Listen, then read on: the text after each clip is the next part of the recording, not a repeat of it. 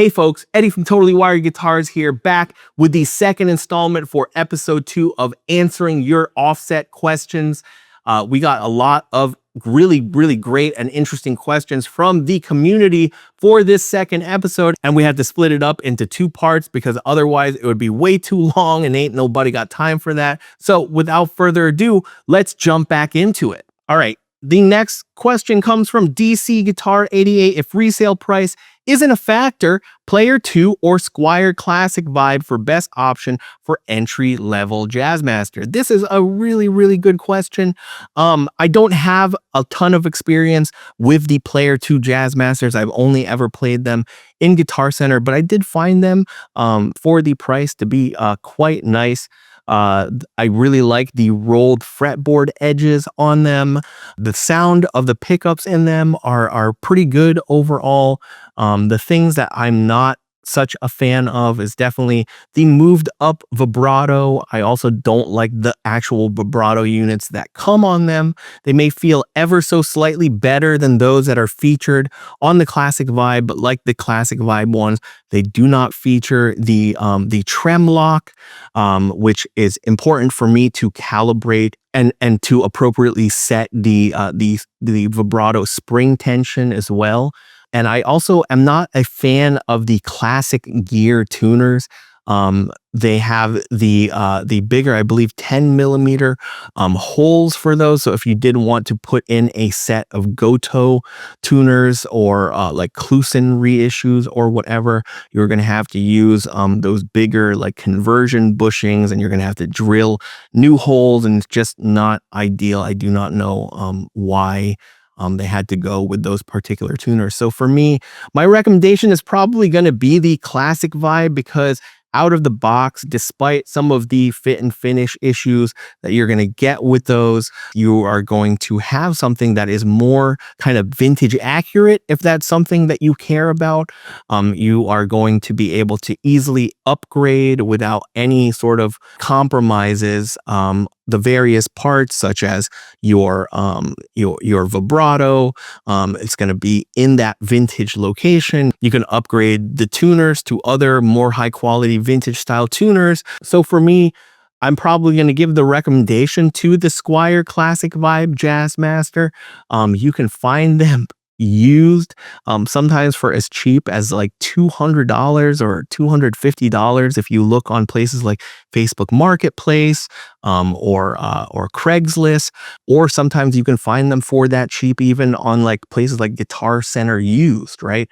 And for the amount of money that you save, you can potentially get yourself like a nice nitro finished all parts neck, right? And you can get yourself an AVRI vibrato, which will drop right in, and you've got like a guitar overall that plays much better than a Player 2 would stock if you were to pay full price. Again, my preference in these kinds of guitars is obviously as close as you can be to vintage spec. So if you are not much of a tinkerer, and you do not want to have to do all of those kinds of mods and upgrades yourself, and that's not fun for you, then at that point, if you can get a Player 2 for a good price, I think you would be overall pretty happy with that guitar. The next question comes from First Mobile Music.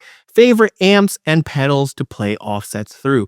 So man, in most of all my videos, I am playing through my FSR Princeton Reverb reissue. I friggin' love that amp so much. I love the Jensen Alnico P10Q speaker that comes in it, and I think it's the perfect overall recording amp. As far as gigging goes, I typically will play through my Deluxe Reverb reissue. Both of these amps just nail that classic Fender tone, and I feel like they have great cleans. They definitely break up if you let them cook and turn those volumes up. They get that nice creamy tube overdrive, and they're also pretty easy to lug around. Like, I would love a Fender Twin, but Grandpa Eddie doesn't want to have to carry that up like 2 flights of stairs that sometimes we have to go up at some of these venues when I am, playing a show. So and also the twin without like an attenuator is just way too loud for especially like New York apartment volumes, right? So yeah, I think it's a toss up for me. Tie right down the middle between the Fender Princeton Reverb and the Fender Deluxe Reverb. As far as pedals go, there are a couple of pedals that have never left my board. One of those pedals is my kind of always on, like light overdrive pedal, which is the Way Huge pork loin. I bought that thing probably like 13, 14 years ago, maybe. And it's never left my board since. I really, really love just the kind of tone shaping that you can do with that pedal, and the fact that it also has a clean blend so that you can stack the overdriven and clean tones. And I haven't really found any other pedals that quite do what the Way Huge pork loin does. I also have as my second gain stage, it's probably a toss-up between my Paul Cochran Timmy V2, which is an awesome overdrive distortion pedal, or my my Balls Effects Klon clone that Tony built for me so many years ago. It is the best sounding Klon clone that I have heard, and I have tried many of them, and I don't know what Tony did special on his version of that pedal, but it sounds friggin' amazing to me. More recently, I have been showing off the pedals made by Trapdoor Electronics, and for his pedals, probably a toss-up between the Dot Dot Damage and the Dot Dot Doom, which is both of them are killer kind of fuzz, glitch, distortion pedals. They are kind of Swiss Army knives of dirt, and they are able to get just these gnarly tones that I really, really love. And I love their flexibility, and I love kind of how aggressive they are, and just how cutting they can sound, but also like really can be quite smooth as well. And I have found them to be more versatile than like the various big muffs that I have and still love. But I've just been loving the Trapdoor Electronics stuff just a little bit more. Additionally, of course, I would be remiss if I didn't mention my 90s Deluxe Memory Man. I love that thing to death. I got it a couple of months ago, and I haven't been able to stop playing it. It just, as far as like shoegazy or kind of dream poppy, or even slap back kind of tones, it is just such a versatile and awesome and warm sounding analog delay that I am definitely probably never going to sell. All right, the next question comes from RDW Music 2941. I've wanted a Jag forever. Should I wait for a Pro II one to come out or go used? So if you haven't seen the announcement, Fender actually announced that there is going to be an American Pro Classic Jaguar, which is to come out, I believe, in Q4 of this year. It is a stripped down version of the American Pro, and is supposed to be their cheapest entry level American made Jaguar when it comes out. Now, obviously, I haven't played one. I don't quite know what all the features are. Definitely check out the posts that have been made on this coming out over on offsetguitars.com for a little bit more details as they kind of come out. But I guess for me, the American Pro Jaguar is a pretty awesome guitar if you are into modern specs, and you can find them sometimes for as cheap as like $1,000, which is insane. They are definitely higher quality build overall as compared to, say, like the Vintera 2 Jaguar, and definitely higher quality, of course, than a Classic Vibe or a Player 2 Jag. Overall, I think they feature, like pretty robust hardware, ones that you're not necessarily going to want to change. And the profile of the American Pro necks just feel really, really good, whether you are getting the all maple variant or the rosewood type. They got a nice full modern C shape to the necks, and they were a delight to play. I was surprised because I don't typically like modern spec offsets, but those ones were really, really nice. And for $1,000 or $1,100, it's a no-brainer. I don't think that the Jags that are going to be coming out are necessarily going to be better than what's already out there. So yeah, I would say get used. All right, the next question comes from Vodka Lassi. Single coil or humbucker for the Jaguar? Is humbucker with coil split more versatile? So, I mean, you're asking Mr. Vintage Correct over here, so you're going to get the Mr. Vintage Correct answer, and I have to go with single coils. This is home court. This is the golden standard for me. The pickups here are the American Vintage 62s, but there are so many fantastic Jaguar pickup options out there, whether they be the stock pickups in the American Vintage series, or you go with some of my favorites recently have been EP Customs Jaguar pickups. They are really, really great. Just have nice color, a tiny bit hotter than the vintage spec, so you get a bit more in the mids on the EP Customs ones. I really like Curtis Novak's Jaguar pickups. So yeah, the single coils for me are the Jaguar tone. Now, that's not to say that a humbucker loaded Jaguar can't sound good, but that comes with you liking the humbucker tone. It's a lot more full, right? A bit more mids. They typically are quite a bit hotter. And for me, humbuckers have just never really been my thing on offset guitars. Like on my SGs, I love a good Filtertron on my Gretsch guitars. In my ES 335s that I've owned, humbuckers are great in those contexts. But for me, when I'm going to go play a Jazzmaster or a Jaguar, I want that single coil bite and just overall vintage characteristics of these kinds of pickups in them. Now, humbuckers with split coils, yes, they are more versatile. You'll have more tones on tap, but I've always been left disappointed with the quote unquote coil tapped like single coil tones on humbucker loaded Jaguars. It just never really hit the sound of a vintage Jaguar for me. It's a very different tone overall, and I'm not even going to say it gets you into the ballpark, because in my opinion it doesn't. So yeah, single coils for the win. The next question comes from Richard T. Champion. Why are Jags always so heavy? They all seem heavier than Jazzmasters.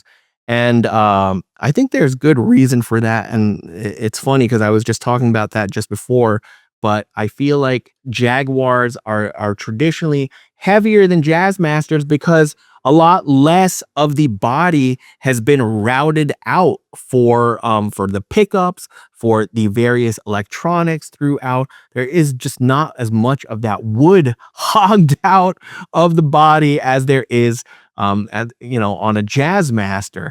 On top of that, you've also got a bunch of metal plates here, right, that add a fairly significant amount of weight to the guitar. So, you've got your main control plate, your lead control plate, your rhythm circuit control plate on top of the vibrato as well. And so with those smaller routes in combination to all this extra metal, that is going to add a significant amount of weight to the guitar. So most Jags, I feel like the average weight of a Jag is probably around the 8.5 pound mark, with many of them being up there closer to 9, if not 9 pounds and a little bit more, getting a bit closer to Les Paul territory, back-breaking territory for some folks. Not a deal breaker, for me, but I definitely prefer a lighter weight guitar. One way to potentially save on weight that I found is to replace the plates with like chrome plated aluminum plates or polished aluminum plates. I use those kinds of plates from Rock Rabbit or Rockin' Rabbit. They make those aluminum plates, and it probably saved like almost a pound's worth on the guitar. Maybe I might be exaggerating a little bit, but it was a significant and noticeable portion of weight that was saved by just replacing even just the 3 plates on the guitar. That one was for a Johnny Marr build, so I do not know whether or not they make the traditional Jaguar plates, but you could probably always ask them. And yeah, that is definitely one way to save on weight. Another one is if you're using an AVRI vibrato, those are a significant amount heavier than like say a Japanese vibrato. And the newer Japanese vibratos have been quite good, actually. I think they changed a number of things about them, from, you know, the type of spring that they use to maybe even also the finishing and the cut overall of the pivoting plates underneath the hood of that vibrato. So using a Japanese vibrato in conjunction to using those aluminum control plates is definitely a way to shave off a significant amount of weight on your Jag. The next question comes from Germinator. At what point is there a limit to neck shimming a Jazzmaster neck pocket? There definitely is a limit, and I find that limit by paying attention to the height of the bridge base, right, as compared to the top of the pick guard there, or the top of the thimbles rather. And I typically like, you know, a max height of probably like 3.5 millimeters, unless of course I have like a mute installed, for example, on a Jaguar. Then 4 millimeters is kind of standard, but that is the upper end of how high I want my bridge to be. A lot higher. Like, for example, I've had an American original 60s Jaguar come in, and those already have angled neck pockets. I believe they're angled to 1 degree. And then somebody had put in another 1 degree shim, which then made the bridge sit at about 10 millimeters high, and the string tightness on that Jag was absolutely nuts. I felt like the strings were just ready to pop at any given moment. Pair that with you know, an incorrectly set vibrato, and you've got serious issues from string breakages. You've got again, just that overall tightness that most folks want to be able to bend your strings. You do not want your bridge to be sitting that high. It increases the potential for noise, definitely increases those sympathetic vibrations and ghost notes when paired more specifically too with the original threaded saddle bridge. And yeah, I think it's just when you go too high with that bridge, there comes a point where you're just like, man, this is just way too high. And that is usually the metric that I use for how much the neck pocket should be shimmed. Now, if your guitar already has an angled neck pocket and for whatever reason it's still sitting too high, that could be the result of the fact that maybe you know, the neck pocket on that particular guitar wasn't cut to the exact spec that it was supposed to be angled at, or maybe it was missed altogether, right? So for example, I think this user had an issue with his AV65 Jazzmaster, and those are supposed to have angled neck pockets from the factory, but maybe it was you know, at less of an angle, or maybe it wasn't done at all, as I just said before.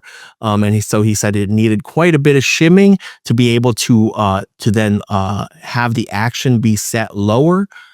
So yeah, I would say if you have an angled neck pocket on paper and your action is still a bit too high overall, then experiment. I would probably start by experimenting with 0.25 millimeters worth of shim, and then increase and play around from there, because I would imagine if you already have a 1 degree angled neck pocket, that at most you would need maybe 0.25, 0.5 maximum to get your optimal bridge height and action. And the next question comes from my pal Patrick P. Kigongo. Favorite Jazzmaster or Jaguar tone on a song? My goodness. I don't know if this is just a specific song, but I have got to go with Roland S. Howard's tone. His later 60s Jaguar paired with his MXR Distortion Plus and his infamously broken MXR Blue Box in combination with his twin reverb is just, my gosh. I was a big fan of The Birthday Party, Nick Cave, Crime in the City Solution, and Roland Howard in general. That tone for me is just, it is quintessential Jaguar to me. It's everything that I love about the Jaguar. And because he's one of my all-time favorite heroes, probably informs why I love the Jaguar so much. So yeah, just that reverby kind of vibey, dark kind of emotional, brooding tone that he gets from his Jags, and then sometimes also that really kind of cutting, like metallic, cold sound that he gets from the way that he plays that really kind of pared down setup that he used for Forever. That's got to be one of the most iconic offset tones. All right, the next question comes from James G. Cooper, and it is, how have you been enjoying your vintage offsets? And man, I have been loving them. Now, if you follow me on socials, you'll know that I had the great offset culling of 2025.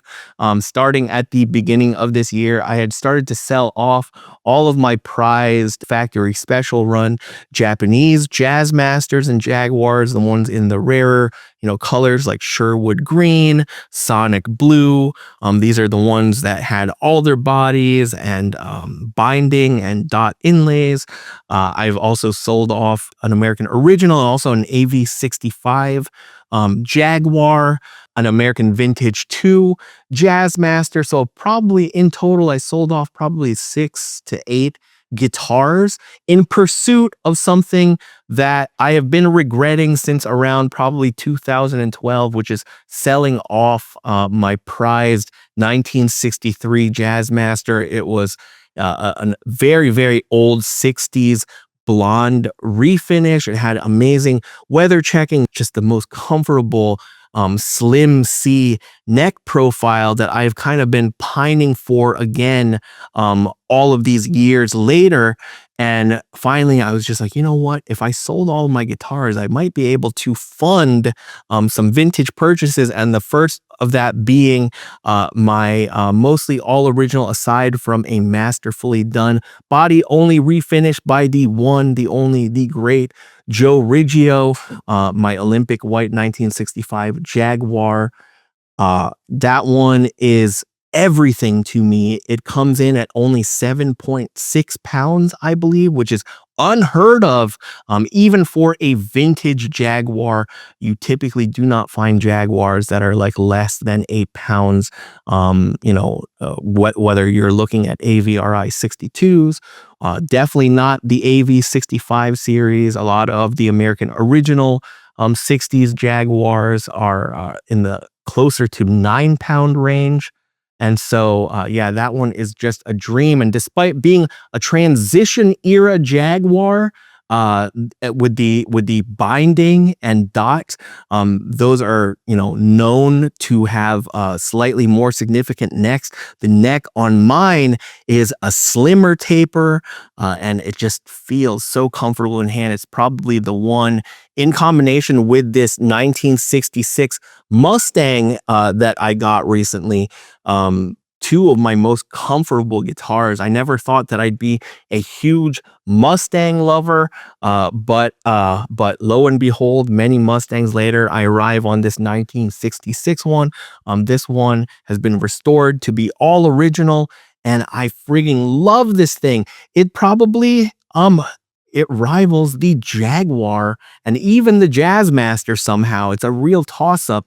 And now I also have a 1965 as well as a 1962 Jazzmaster. For now, one of them is going to have to go. The 65 has a really kind of beefier profile neck once you move up, with the 12th fret measurement being just about a full inch, but very slim at the first fret at 0.79 on that guitar.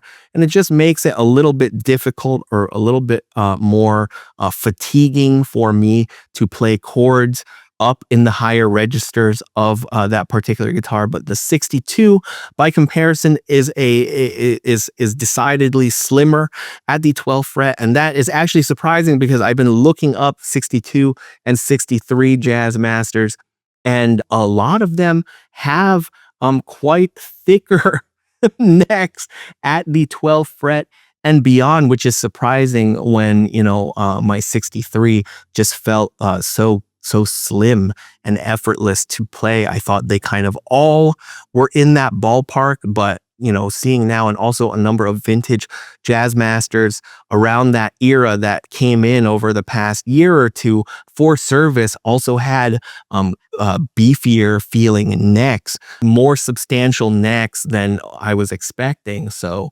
yeah, I really love the Jazzmasters as well, and one of them is definitely going to have to go because I do not need both a 62 and 65. But thanks for asking. It was definitely worth getting rid of those guitars to the point where, as much as I treasured all of them, I definitely like my vintage ones way more. And our final question from Soul Guacamole on Instagram: Jazzmaster or Jaguar? It is the age-old question, the battle of the offsets.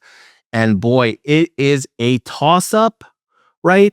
I really, really love both. I can change between both without any issue, despite the difference in scale with the 24-inch scale on the Jaguar and the 25.5-inch scale on the Jazzmaster. Despite looking similar in some ways, they are very, very different beasts. And for me, despite for the longest time preferring the Jazzmaster, I just think that after some reflection, after the many, many years that I have been playing offsets now, that the Jaguar is just, it is my desert island guitar, right? The Jaguar just inspires me to play in a different way, whether it be the short scale or whether it be a Jaguar that has the mute. The bass cut or strangle switch for me is just such a killer feature in shaping the overall tone of the guitar, something I miss when I'm playing my Jazzmaster. And I just love the overall tone and the attack of the Jaguar pickups. The Jaguar pickups are also a lot less noisy than the Jazzmaster. And now that I finally have one that is less than 8 pounds in my 1965 Jag, that is, if I'm going to go sit down and noodle just for fun, or try to practice my guitar playing chops, which never happens anymore because I just don't have time for it. Yeah, the Jaguar is my go-to. And I think that for a lot of folks who are open to kind of adjusting to the scale of the Jag, I think the payoff in the end is an experience that is not like any other guitar out there. And it's no wonder that it was intended to be Fender's flagship electric guitar when it came out. It came out with all of the bells and whistles, all of the different just details inspired by the classic cars of the day. It is their over-the-top guitar in a lot of ways, and I love every single part of the Jag. And I feel like they've also become my specialty with regards to doing, custom builds and mods and stuff for clients, because they are the guitars that, even more than Jazzmasters, I work on a ton these days. Don't hate me, but I think it's going to have to be the Jaguar. Anyway, folks, I hope that this was an enjoyable watch. I hope I was able to answer all of your, burning offset questions in this second episode, and definitely excited to keep this series going. So definitely look out for the next post that asks you guys to submit, and we'll definitely try to get back to everyone in due time if your question didn't get answered in this video. As always, if you haven't already, please hit that like and subscribe button, as well as the notification bell for new videos as soon as they drop. And don't forget to follow Totally Wired Guitars for more offset guitars answers to your questions.